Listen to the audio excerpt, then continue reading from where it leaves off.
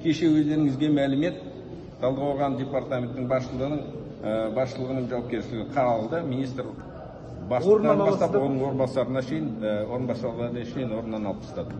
Бұл жергілікті полицияның дәрежесі деп ойламайсыз ба? Беделіне қалай әсер етеді жалпы? Қыз зорлағыш полиция бастығының болуы жалпы. Өте жақсы сұрақ. Қыз зорлаған басқарма басшысы да осы сіздердің беделдеріңізге қалай әсер етеді? Енді ұятты жағдай, оны мойындау керек. Бірақ әр адамның жаңағы жүрегіне, ойына, қанына сіңетін ойларын біз біле алмаймыз. Тексерістен талай өтті, бір жаңа келген қызметке адам емес, талай жылдар істеп келе жатқан адам, бірақ осындай нәрсені істеп қойды. Енді жауапкершілігін тергеу анықтайды, сотқа жіберіледі.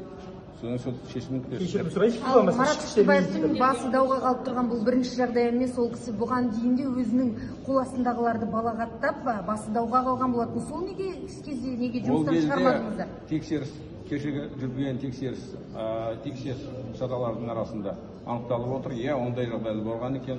Сол кезде жаңағы ол жұмысынан алып тастап, басқа төмендеу лауазымға тағайындалған екен. Одан кейін жаңағы өз қызметін істеп келіп, мына лауазымға тағайындалып отыр. Басқа қызметкерлердің болмауына кепіл қалай тексересіздер? Мысалы, тағы да өстіп қыз зорлап жатқан фактілер бар. Керемет сұрақтарыңыз. Кейбірде мен жаңа ғана айтып кеттім. Адамның басына кіріп шығып жүрегінен шығатын әлі технологиялар жоқ қой. Кейбірде сіздердің де араларыңызда журналистер қылмыс жасайды. Кешірім сұрайсыз ба? Кешірім сұрайсыз ба? Министр кешірім сұрай ма осы әрекетке байланысты? Кімнен? Жалпы халықтан. Министрдің кінәсі қандай халықтың арасында? Ол кінәлі адам заң бойынша тартылып жатыр. Бұл өкіметте бәріміз заңның алдында бірдейміз. Кешірім сұрамайсыздар ма?